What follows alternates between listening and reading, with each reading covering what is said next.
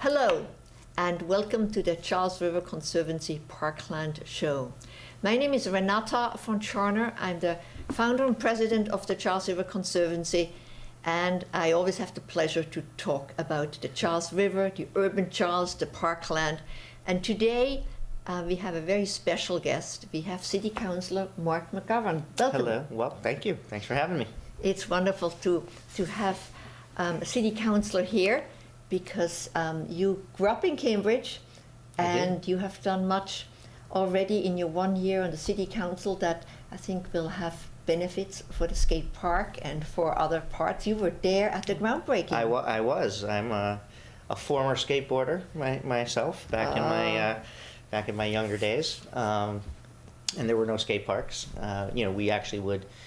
I wasn't so good at this and didn't do this a lot, but we would skate in pools that were drained. And so that's not just in California. That no, in we Cambridge. did up on Soldiers Field Road, up as you go into across from WBZ, where there are those pools. Oh, the turtle park. And I don't know if they were deeper then, or maybe they seemed deeper to me then. But when those would be drained, and we'd skate up there and skate in those sometimes. Yes, I remember taking my son there when he was little, and there were little elements there, and then it was replaced by the artisani playground. Yeah, right. Yeah, right. yeah, right. yeah. So it's great. I think the skate park's going to be really exciting for kids, and it's going to be a real. It's going to be a real draw, not just for Cambridge kids, but for kids from all over, because there really isn't a skate park in the Metro Boston area, at least that I know of. But well, there's definitely none of that size and of that quality. There is one in Hyde Park in Boston that the Boston Parks Department built, but it's a quarter of the size, and it's now probably about 15 years old. Mm-hmm. So it's great, but it's very well used, and there are a lot of skate parks all over around Boston in suburban areas, right. And they're popping up everywhere. And we just learned that the city of Boston is looking at building a skate park in South Boston. We are trendsetters again. Exactly. So they approached us and said, well, do we have any suggestions? And we certainly have, because although it has been a great partnership with the city of Cambridge, who has been early on a supporter, and that helped us to then go out to foundations, but it helped to get some public funding on that. It's been a long time in the works, and people like yourself and other folks in the community really have driven that bus and made it happen. So it's great. Yeah, it has been a bus over many bumps. I think the whole environmental. It makes it worth it, right? Yeah, because it's an area that used to be a trash transfer station. There were industries there. There were a lot of railroads there. So there's a long history underground. So as we did the tests of how to preload and how to deal with the toxins in the soil, you come across a lot of history in a site like that. Absolutely. Yeah. So I also, you have served on the school committee for many years. 4 terms, 8 years, and then this is my first little over halfway through my first term on the council. Yeah. And so something that happened just very recently on the council is the plastic bag ban. Yeah. And tell me, how were you involved in that? Sure. Well, that was in the works for several years. It's been discussed in the city, and and in some ways we were one of the first communities to raise it as an issue and to work on it, but it took such a long time for us to kind of really make it happen that other communities had implemented their own ban. So Newton has one, Brookline has one, a couple other communities. So when State Representative Marjorie Decker, when she was on the council, she did a lot of work on actually writing the ordinance and getting, really pulling it all together. And it had gone through one vote of the city council and passed unanimously. But it was at the end of their term. So they never had the opportunity to do the second vote, which is required. Oh, I see. And so then it got sort of passed over to us, the new council. Yeah.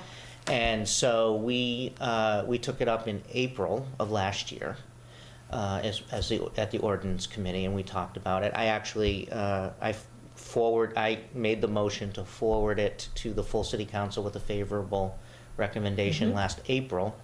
But some councilors had some other questions and some other ideas about it. So it ended up where the city went back and tried to work on it a little bit more and revise some things and answer some questions. So it kind of sat there for a little while longer. It came back up in December.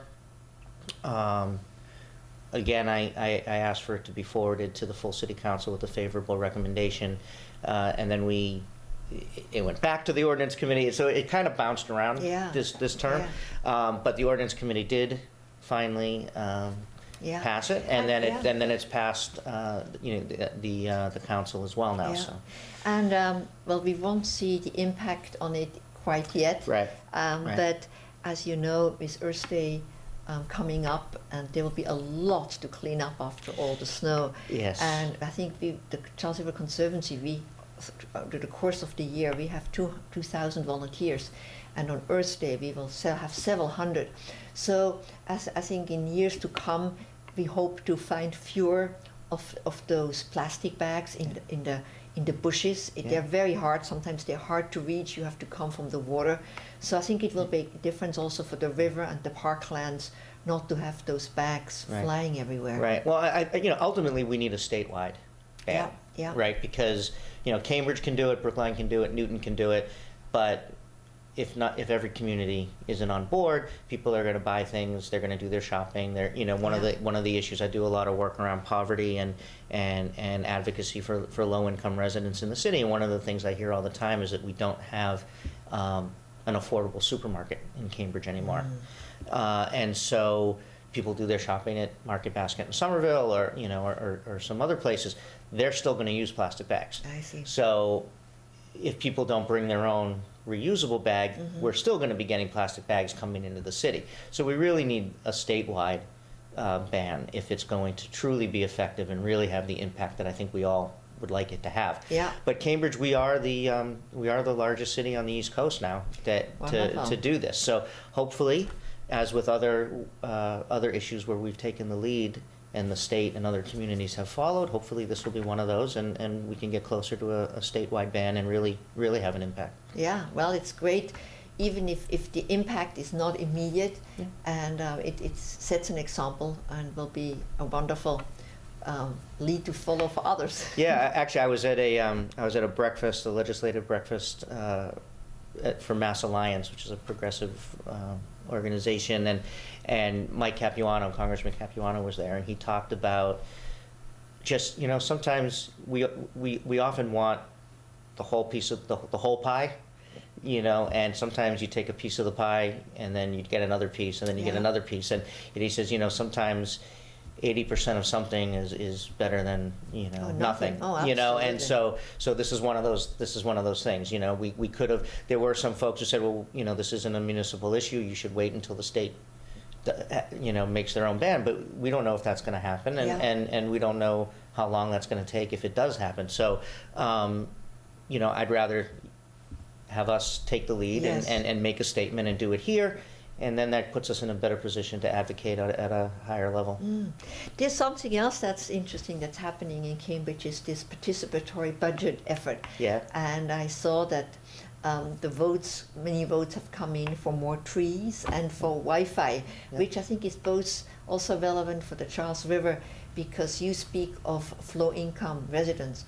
For many, the Charles River is in a way the local beach, and where you have access to water, to the wind that comes down the river, and the trees. I don't think the trees will go along the Charles, but I think trees are so important for residents in Cambridge. Yeah, that process was absolutely fantastic, and Councilor Leland Chung actually brought it to the city a couple years back, and has been kind of trying to push it, and I was appointed as the finance chair for this term, And, you know, I don't think I was appointed for more than a minute before Leland got on the phone and called me and said, we got to do this, you got to make this happen.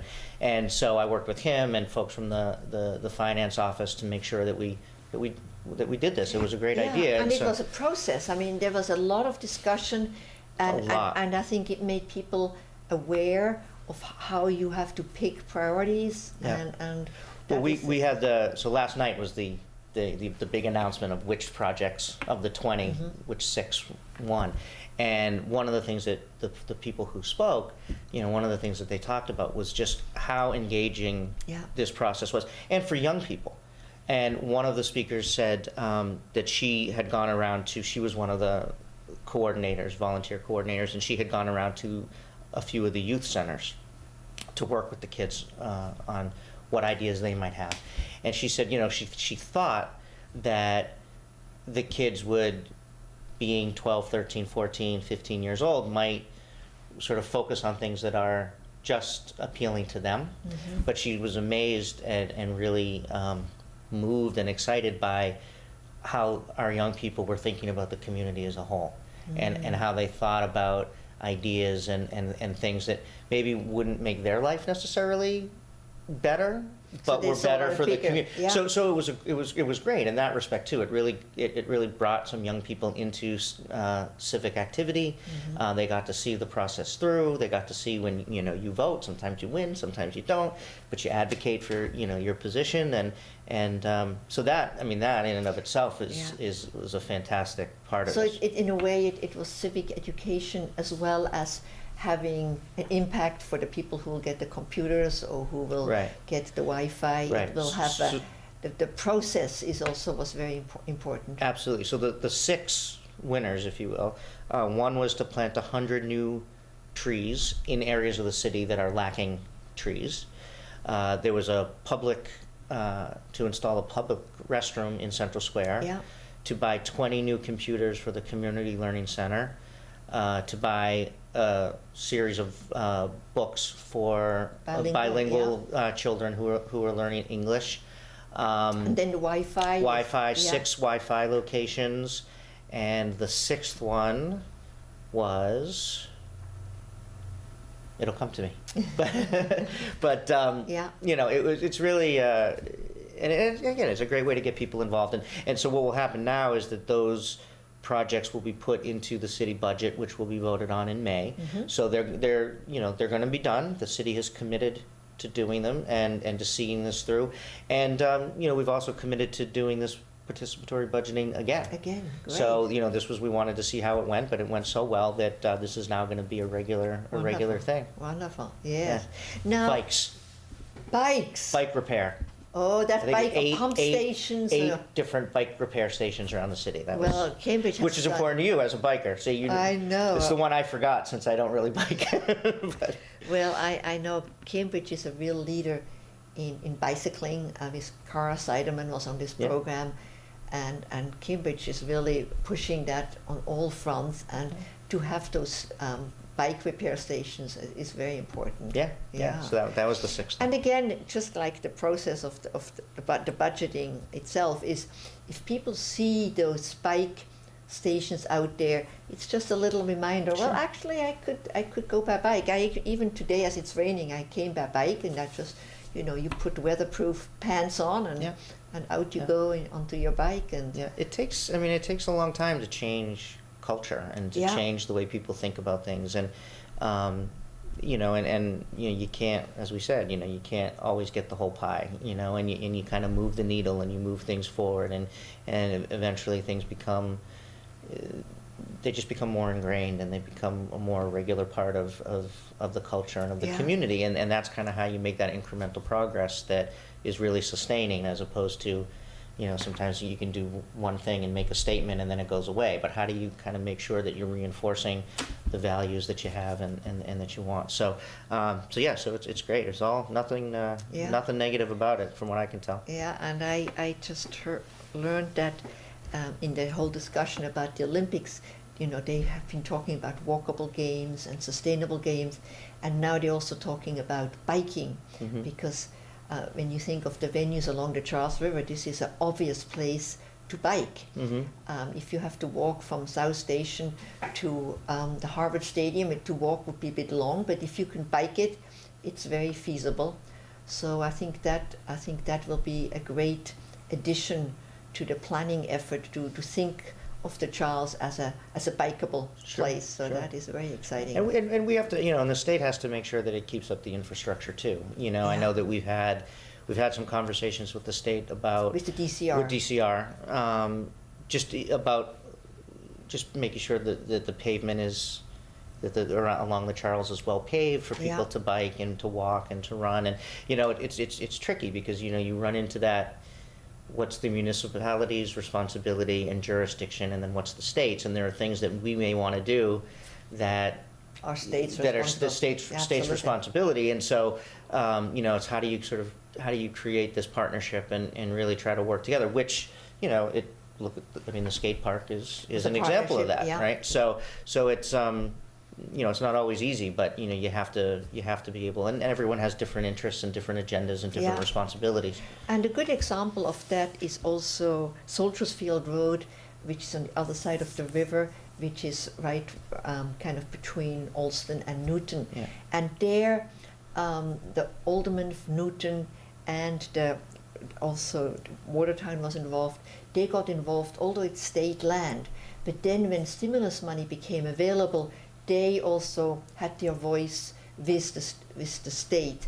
So I think that the city voice is very important, even if it's DCR land, DCR funds, because it's the municipality, it's Cambridge, whose waterfront it is. Right. So and some issue that we run into, I think, with the state, and maybe Newton kind of runs into the same thing, I don't know, because we are a financially sound city, that a lot of times the state is a little quicker with us to say, oh sure, as long as you pay for it, right? Because Cambridge can afford it, so we don't have to do as much for them, and that gets tricky because there's a lot of needs out there in the city, and there's a lot of things that that we could make a good case for paying for. And I think that's one of the things that's probably maybe one of the hardest things about being on the council for me, is that there's a lot of things that I want to do, and a lot of work that still has to be done. And we are a financially sound city, but we have to always remember that we have to be thinking about Cambridge 10 years from now, 20 years from now, 50 years from now. Cambridge is going to be around a lot longer than I'm around. And so my responsibility in 2015 on the council is also making sure that we're in a financially stable position for 2065. Because decisions we make now could have a dramatic impact. So it's it's complicated, and sometimes the state, I think, feels that if Cambridge wants it, Cambridge can pay for it, but they ultimately have a responsibility to be part of it too. And part of that long-term thinking is also to think what makes Cambridge an attractive place for companies to locate here, for young, bright people to want to live here, and the quality of life and the river is very much part of that. Absolutely. And Cambridge, I've lived here all my life. I'm raising my kids in the same house that my great-grandfather bought, so they're the 5th generation right down the street, Central Square. And so I've seen this neighborhood, but I've seen this city go through a lot of changes. And that's not always easy, right? It's hard when things change and things that you're comfortable with and used to and like either go away or change. It's hard, no question. But then I try to look at the other side of it. And you look at communities where industry has left. Flint, Michigan, right? The auto industry leaves. Lawrence and Lowell, more closer to home, where the mills closed down, and those industries were never replaced with anything. And you look at a place like Cambridge, which went from bricks and cement to tires to candy to shoes to now biotech and pharmaceuticals, and we have always been on that forefront, and we've always had industry that's been willing to come and locate here, and that keeps us a very vibrant city. Now, with that means you go through these growing pains every so often, right? And so back in the 70s and mid 70s, there was when we had rent control and the city was more affordable, we had this influx of college educated folks who had graduated from Harvard or MIT who could actually afford to stay here, right? Which is much harder now. who settled down and bought property and lived here, but they were a change to my grandparents, who were these working class folks who didn't graduate high school, who, you know, my grandfather, who was a World War II veteran, and here come all, you know, what we think of as progressive Cambridge with, you know, anti-Vietnam War and, you know, the more liberal Cambridge that I grew up in and that I love and that shaped me. But that was really different than the Cambridge of the 50s and 60s. And now here we are going through this other change where we're getting younger people who are getting paid better salaries from Google and pharmaceutical companies. They want to live in the community that they work in the same way other people have, and they're changing the community. And so it's another growing pain that we're going through. And that's, you know, that's mixed, right? That's really hard for the people who've been here. But at the same token, I would rather that than be a community that nobody wants to live in, and industry is gone and we're poor and we can't do all the wonderful things that we're able to afford to do. So it's a mixed bag, you know? Now, so you say you grew up here, so in the Riverside neighborhood. So would you go to the side of the river on weekends? Oh, yeah. How would you go to a magazine beach? Well, I'm not going to tell you all the ways I used the river, because there were some, you know, there were some teenage years in there that I probably did some things down at the river that I probably, if my mother or father were watching this, wouldn't approve of. But I did go to the magazine beach pool often. I was and then obviously, you know, skateboarding along the river or, you know, walking along the river. I hung out in Harvard Square a lot, so I was what they call a pit rat. I hung out in the pit in Harvard Square with my mohawk and my skateboard. They removed the pit, didn't they? Well, the pit's still there. They changed it again. Yes. So there's an example, right? The pit that I remember is really different than the pit that my 18-year-old son now gets to enjoy, right? So it's you know, it changes. But so I was down the river, you know, a lot, hanging out with friends, and just it's just a part. It's something that I think we can take for granted because it's there and it's always been there. But it really is an incredible jewel and resource for us in the city, and I just love. I mean, I would just always love either walking or driving with my parents down, you know, Memorial Drive when the trees were all, you know, hanging over, and you had this canopy of trees and I mean, it's just gorgeous. And Memorial Drive has improved when they took away the lane of parking, and they actually made the grass wider. So as you now drive along Memorial Drive, you can actually see the water, you can see the other side of the river. It's a much enhanced experience. And I think DCR, at the time it was the MDC, deserves a lot of credit for that, making that much more attractive. Yeah, it's beautiful. And as an adult, I used to, for about 10 years, I was the president of Central Division Little League, which is the Cambridgeport, this end of town, Cambridgeport, Riverside, Little League, and we played at Magazine Beach. Our minor league teams played there. So I played on, I was there at the old field, and I was there when they redid it, and it's the new field, and that again has just been such a great experience for a lot of the young people in the community. And that was a public partnership where the MDC and the City of Cambridge, they renovated that together. And then they negotiated a way so that Cambridge has you know, the kind of use that they want. So we maintain it. Cambridge will maintain the fields, and Cambridge organizations get first use, you know, of the property of the field. So but another example of a Cambridge and state partnership that yielded something very good for the community. So you know, we can keep doing that. I hope we can use a similar model for the Magazine Beach, you know, for the bathhouse. And I know that the preservation funds and also Community Preservation Act funds have been used to renovate that building. So that's a great process that will now continue, I hope. Yeah, I mean, we can't have a conversation about Magazine Beach without talking about Kathy Zuzi and all the folks there. I mean, she's amazing, just truly amazing. And you know, we do have support of Representative Livingstone, Jay Livingstone, who has Cambridgeport as, you know, part of his district, has been very supportive. Senator Petruccelli, and so, you know, we do have a lot of friends up there, you know, at the State House. Well, let's just switch a little bit here. We have actually only very little time if you just joined us. This is the Charles River Conservancy Parkland Show, and it will be on YouTube, and you can find it there. and we actually only have a few more minutes. See, So we and didn't, I was afraid I wouldn't have anything to say. well, we didn't talk about swimming. We didn't talk about the festivals. So maybe we should have another show. I am Because the river always happy. has so many. Are you joining us for swimming this summer? Are you? I won't be swimming. No? I'm not a very good swimmer. All right. Well, that'd be. But my kids are, and you know, so they actually I have an 18-year-old who's a senior at the high school, a 14-year-old who's my skateboarder, skateboarder, yeah. skateboarder who is ecstatic that this is happening, and then I have 4.5-year-old twins. So my wife often takes the twins down to the pool. Great.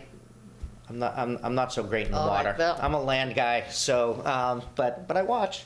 Wonderful. Well, it has been a great pleasure talking with you. Yeah, thanks for having me. And I'm delighted you're doing the work you do on the City Council. Thank you. And it's very important that the City Council is aware of the resource that the river provides, because it is Cambridge's front yard. Yeah. And you know, are very active in making it possible for everybody to have a good life in Cambridge. So Well, thank you so much. Thank It's you. Thank you next to very- my family. This city raised me. It's what I love. So it's a great honor to have that opportunity. great. So you can find more information about those television shows on the website of the Charles River Conservancy, www.thecharles.org. And every other Wednesday, we will be here on the air on the Be Life show. Thank you very much. Thank you. Thank you.